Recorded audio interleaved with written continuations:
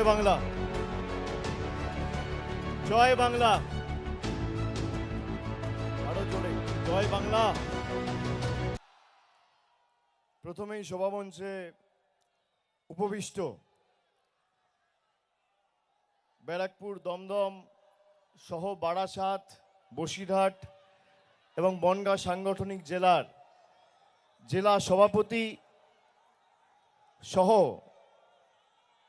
জেলার চেয়ারম্যান, প্রত্যেক এমএলএ, মন্ত্রী, ভাই চিল্লামিল্লি করো না, সাংবাদিকদের তাদের কাজ করতে দাও। আমি সামনে যাব, সবাই দেখতে পাবে, অনুরোধ করছি। কেউ চিল্লামিল্লি করো না, চেঁচামেচি করো না, শান্ত হয়ে বসো। আমি সকলকে একযোগে যারা উপস্থিত রয়েছেন, মমতা বন্দ্যোপাধ্যায়ের মামাটি মানুষের মন্ত্রিসভার সদস্য, লোকসভার সাংসদ, বিধায়ক, অল জেলা পরিষদ মেম্বার, পঞ্চায়েত সমিতি মেম্বার, গ্রাম সভা মেম্বার, তৃণমূলের সর্বস্তরের নির্বাচিত জনপ্রতিনিধি, দলীয় পদাধিকারী, আমি সকলকে একযোগে আমার শ্রদ্ধা জানাই, কৃতজ্ঞতা জানাই, প্রণাম জানাই। আজকে এখানে আসার আগে আস্তে আস্তে আপনারা জানেন আজকে এসআইআর নিয়ে সুপ্রিম কোর্টে হিয়ারিং ছিল এবং দলীয়ভাবে তৃণমূল কংগ্রেস সেই মামলা ফাইল করেছে। বাংলার মানুষকে যেভাবে অত্যাচারিত করা হচ্ছিল এসআইআর এর নাম করে, প্রায় 2 মাস 2.5 মাস ধরে গরিব মানুষ, বয়স্ক মানুষ সবকিছু ঠিক থাকার পরেও তাদের নাম যাতে ভোটার তালিকায় না থাকে, গায়ের জোরে বিজেপির সহকারী সংস্থা নির্বাচন কমিশন চেষ্টা করেছিল তাদের নাম বাদ দেওয়ার। গত 31শে ডিসেম্বর, আজ থেকে ঠিক 20 দিন আগে আমি দিল্লিতে গেছিলাম। আমাদের 10 জনের প্রতিনিধি দল চিফ ইলেকশন কমিশনারের সাথে বৈঠক করেছিল। আমাদের দাবি ছিল এই যে 1,35,00,000 লজিক্যাল ডিসক্রিপেন্সির নামে মানুষকে হেনস্থা করা হচ্ছে, সবকিছু ঠিক থাকার পরেও হিয়ারিং নোটিশ পাঠানো হচ্ছে, এদের তালিকা প্রকাশ করুন। নির্বাচন কমিশন বলেছিল আমরা তালিকা প্রকাশ করব না। তার কারণ তালিকা যদি প্রকাশিত হতো এদের খেলাটা ধরা পড়ে যেত।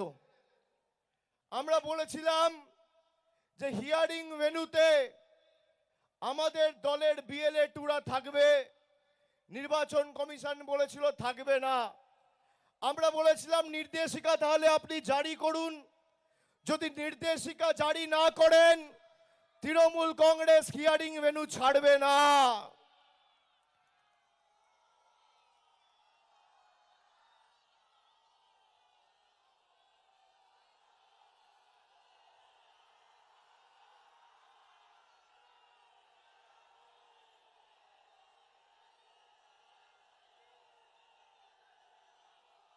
আমি অত্যন্ত খুশি এবং আনন্দিত। এমনিতেই উত্তর 24 পরগনার মাটি আমার জন্য খুব লাকি।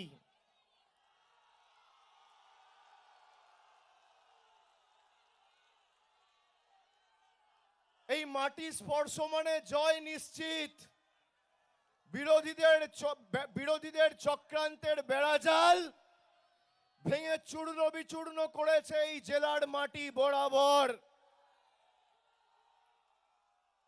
আজকে আস্তে আস্তে খবর পেলাম দেশের সর্বোচ্চ আদালত সুপ্রিম কোর্ট তৃণমূলের দাবিকে মান্যতা দিয়ে বলেছে লজিক্যাল ডিসক্রিপেন্সি লিস্ট রিলিজ করতে হবে। শুধু তাই নয়, ওরাল আর্গুমেন্ট চলাকালীন আমি যতটুকু শুনেছি বিচারপতিরাও বলেছেন বিএলএ টুরা হিয়ারিং এ থাকবে। এর সাথে যারা হিয়ারিং এ যাচ্ছে তাদেরকে রসিদ দিতে হবে, অ্যাকনলেজমেন্ট দিতে হবে। বিজেপির এসআইআর এর খেলা শেষ। আজকে আস্তে আস্তে যে খবর পেলাম, 1 কোটি মানুষকে বেছে বেছে যারা ভোটার তালিকা থেকে বাদ দেবো বলেছিল, এই জয় মামাটি মানুষের, এই জয় খেটে খাওয়া মানুষের, এই জয় বাংলার, যারা বাংলার মানুষকে খালি ভাতে মেরে চুপ করে বসে থাকেনি, আমাদের মৌলিক অধিকার ভোটাধিকার কেড়ে নিতে চেয়েছে, তাদের দু গালে দুটো কষিয়ে থাপ্পড় মেরেছে দেশের সর্বোচ্চ আদালত। তাহলে কার ক্ষমতা বেশি মোদিজি? 10 কোটি মানুষ না বিজেপির জমিদার? বহিরাগত জল্লাদ না খেটে খাওয়া মানুষ? আজকে কোর্টে হারালাম, এপ্রিলে ভোটে হারাবো। তৈরি থাকো। বাংলার মাটি দুর্জয় ঘাটি। এটা উত্তরপ্রদেশ, বিহার, মধ্যপ্রদেশ, গুজরাট নয়। এই মাটি স্বাধীনতা আন্দোলন নবজাগরণে পথ দেখিয়েছিল। আমরা বহিরাগতদের কাছে মাথা নত করি না। গলা কেটে দিলেও জয় বাংলা বেরোবে, তৃণমূল কংগ্রেস জিন্দাবাদ বেরোবে। বশ্যতা স্বীকার করতে বাংলার মানুষ জানে না, মেরুদণ্ড বিক্রি করতে বাংলার মানুষ জানে না, আত্মসমর্পণ করতে বাংলার মানুষ জানে না। আমরা যে দাবিগুলো নিয়ে সোচ্চার হয়েছিলাম, পার্লামেন্টের ভিতরে বাইরে, কোর্টে, পথে ঘাটে, মাঠে, জনসভায়, মিছিলে, মিটিংয়ে, আজকে সেই দাবিকে মান্যতা দিল দেশের সর্বোচ্চ আদালত। বলেছে শুধু লিস্ট রিলিজ হবে না, গ্রাম পঞ্চায়েত ধরে ধরে তালিকা পঞ্চায়েতের অফিসে টাঙাতে হবে কার নাম হিয়ারিং এ ডাকা হচ্ছে, কাকে ডাকা হচ্ছে, কি কারণে ডাকা হচ্ছে। আমরা এটাই তো চেয়েছিলাম, আমরা এটাই তো চেয়েছিলাম। বিজেপি ভেবেছিল যারা এদের ভোট দেয় না, যারা এদের হারিয়েছে, শিক্ষা দিয়েছে, এদের থেকে মুখ ফিরিয়ে নিয়েছে, তাদের জব্দ করবে। সেই কারণে 1 কোটি মানুষকে বাংলার ভোটার তালিকা থেকে পরিকল্পিতভাবে নরেন্দ্র মোদীর সরকার আর ইলেকশন কমিশন বাদ দিতে চেয়েছিল। আমাদের 1 বছর ধরে, বিশেষ করে বিজেপি শাসিত রাজ্যগুলোতে ওদের ডবল ইঞ্জিন সরকার আমাদেরকে অত্যাচারিত, নিপীড়িত, বঞ্চিত, শোষিত, লাঞ্ছিত, অবহেলিত করে রেখেছে। বাংলা বললে আমাদেরকে বাংলাদেশি বলে দাগিয়ে দেওয়া হচ্ছে। বিজেপির নেতারা বলছে বাংলা বলে কোনো ভাষা নেই, বাংলাদেশি ভাষা। তাই নাকি? রবীন্দ্রনাথ ঠাকুর কি ভাষায় কবিতা লিখতেন, কি ভাষায় কথা বলতেন? এই মাটি তো সাহিত্য সম্রাট বঙ্কিমচন্দ্র চট্টোপাধ্যায়ের মাটি। দেশের প্রধানমন্ত্রী সাহিত্য সম্রাট বঙ্কিমচন্দ্র চট্টোপাধ্যায়কে বলছে বঙ্কিম দা। ছোটবেলায় চায়ের দোকানে বসে যেন ক্যারাম খেলতো একসাথে। দেশের স্বরাষ্ট্রমন্ত্রী রবীন্দ্রনাথ ঠাকুরকে বলছে রবীন্দ্রনাথ সান্যাল। দেখে দেখেও ভুল পড়ছে। বিজেপির সর্বভারতীয় সভাপতি জেপি নাড্ডা বলছে রবীন্দ্রনাথ ঠাকুরের জন্মস্থান শান্তিনিকেতন। এদের বাংলার প্রাক্তন সভাপতি সুকান্ত মজুমদার, তিনি স্বামী বিবেকানন্দকে বলছেন অজ্ঞ বামপন্থী প্রোডাক্ট। যাদের নেতৃত্বের নেতৃত্বাধীন 2019 সালের নির্বাচনে প্রাক্কালে ঈশ্বরচন্দ্র বিদ্যাসাগরের মূর্তি ভেঙেছিল কলকাতার রাজপথে, যারা স্বামী বিবেকানন্দকে অপমানিত করে, যাদের নেতারা মা দুর্গার বংশ পরিচয় নিয়ে প্রশ্ন তোলে, যারা আমাদের ভাষাকে অস্বীকার করে, তাদেরকে এমন ভাবে এবার জবাব দিতে হবে যে এবার 33টা বিধানসভার মধ্যে 33-0 তৃণমূলের পক্ষে করতে হবে।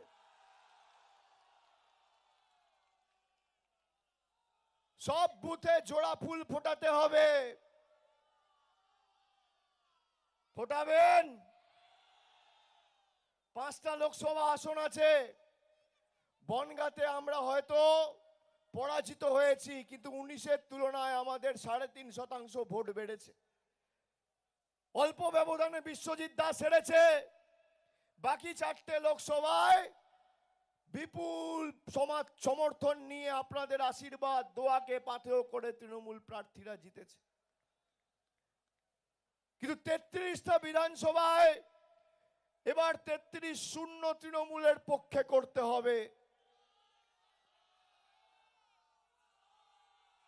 বনগাঁর ভাইয়েরা যারা এখানে এসছেন, আমার কথা টিভিতে শুনছেন, সমাজ মাধ্যমে দেখছেন, নাগরিকত্বর মিথ্যা প্রতিশ্রুতি গত 10 বছর ধরে বিজেপি দিয়ে এসছে। এরা যে ভাষায় বোঝে এদেরকে সে ভাষায় জবাব দিতে হবে। নির্বাচনের সময় বিজেপি টাকা ছড়াবে, আপনাকে টাকা পয়সার প্রলোভন দিয়ে কিনতে যাবে। আমি অনুরোধ করব হাত জোর করে টাকাটা নিয়ে নেবেন।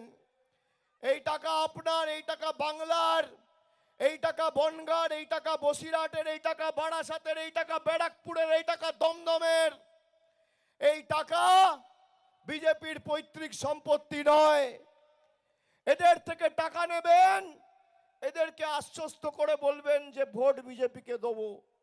আর ভোটের দিন লাইনে দাঁড়িয়ে যেভাবে আপনাদেরকে লাইনে দাঁড়িয়ে নোটবন্দির নামে আর ভোটবন্দির SIR এর হিয়ারিং এর নামে আপনাদের বিপর্যস্ত হেনস্থা করেছে, লাইনে দাঁড়িয়ে জোড়া ফুলে ভোট দেবেন। যেদিনকে ভোট বাক্স খুলবে, যেদিনকে ভোট বাক্স খুলবে, পদ্ম ফুলের নেতারা যেন চোখে সর্ষে ফুল দেখে, এটা আমাদের সুনিশ্চিত করতে হবে। এই নির্বাচন খালি তৃণমূলকে জেতানো, মমতা বন্দ্যোপাধ্যায়কে আবার মুখ্যমন্ত্রী করার নির্বাচন নয়। তৃণমূলকে বিপুল সংখ্যাগরিষ্ঠতা নিয়ে জেতানোর নির্বাচন নয়।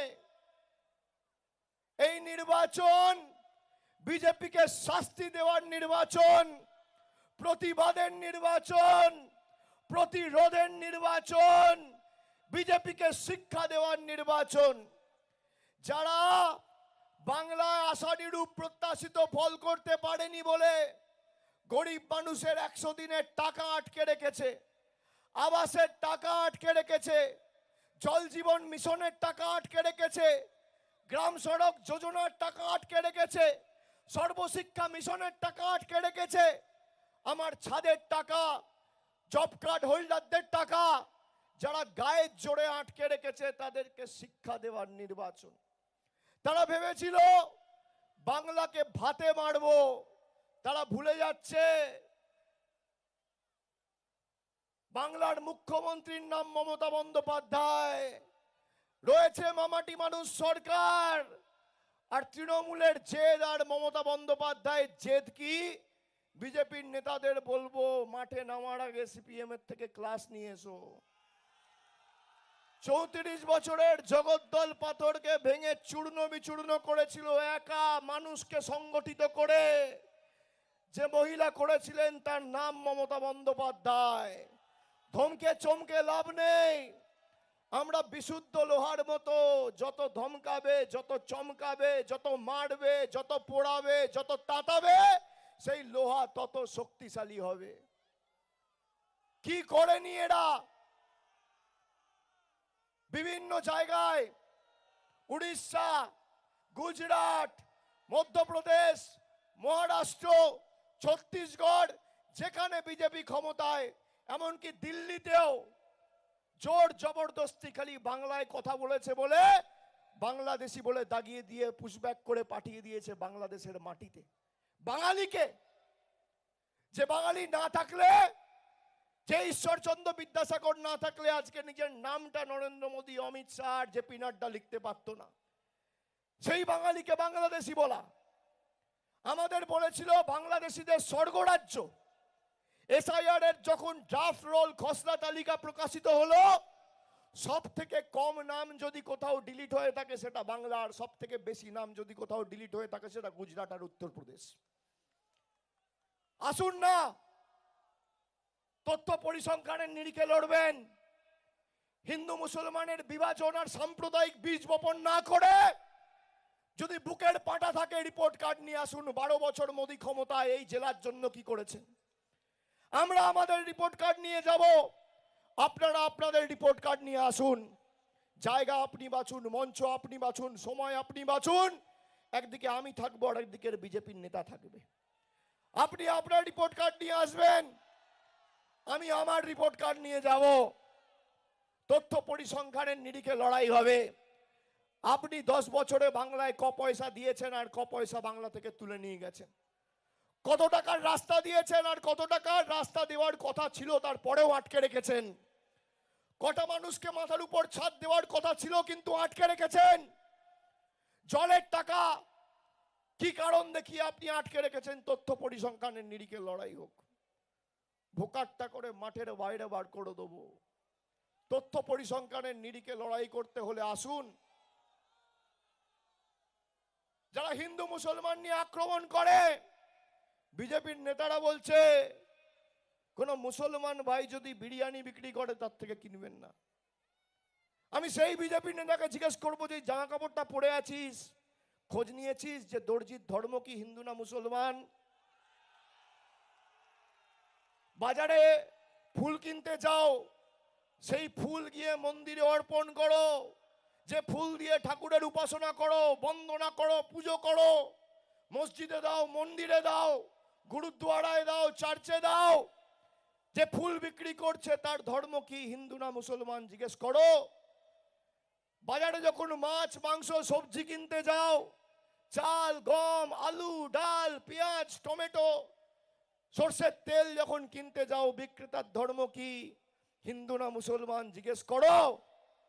রাত্রির 12টার সময় যদি তোমার বাড়িতে কেউ হার্ট অ্যাটাকে আক্রান্ত হয় বা কোনো বয়োজ্যেষ্ঠ মানুষ দুরারোগ্য ব্যাধিতে আক্রান্ত হয়, ফোন করে অ্যাম্বুলেন্স ডাকো, চালকের ধর্ম কি জিজ্ঞেস করো হিন্দু না মুসলমান। যে মঞ্চে দাঁড়িয়ে মমতা ব্যানার্জির বাপ্পাপান্ত করো, মঞ্চটা যারা বেঁধেছে, কাঁধে করে যারা বাস নিয়ে সাজিয়েছে, দড়ি দিয়ে বেঁধেছে, মাঠটায় যে পতাকা লাগিয়েছে তার ধর্ম কি হিন্দু না মুসলমান জিজ্ঞেস করো। যে গাড়ি করে টোটো করে ঘুরে বেড়াও, সেই গাড়ি যে বানিয়েছে তার ধর্ম কি হিন্দু না মুসলমান জিজ্ঞেস করো। জিজ্ঞেস করো যে বাড়িতে থাকছো, বাড়িটা যে গড়েছে, যে তৈরি করেছে, সেই কারিগরের ধর্ম কি হিন্দু না মুসলমান জিজ্ঞেস করো। আমাদেরকে হিন্দু মুসলমান শেখাবে। এই মাটি সম্প্রীতির মাটি, বৈচিত্র্যের মধ্যে একতাই আমাদের মূল মন্ত্র। নানা ভাষা নানা মত নানা পরিধান, বিবিধের মাঝে দেখো মিলন মহান। আমরা যদি বিশ্বাস করি হিন্দু ধর্মে, আমরা স্বামী বিবেকানন্দর হিন্দু ধর্মে বিশ্বাস করি, আমরা যোগী আদিত্যনাথের হিন্দু ধর্মে বিশ্বাস করি না।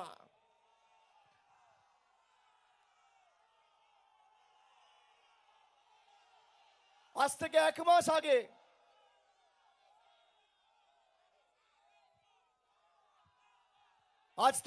মাস আগে ব্রিগেড প্যারেড গ্রাউন্ডসে গীতা পাঠ অনুষ্ঠানে একজন নিরীহ যুবক, সে পেটের দায়ে চিকেন প্যাটিস বিক্রি করছে বলে তাকে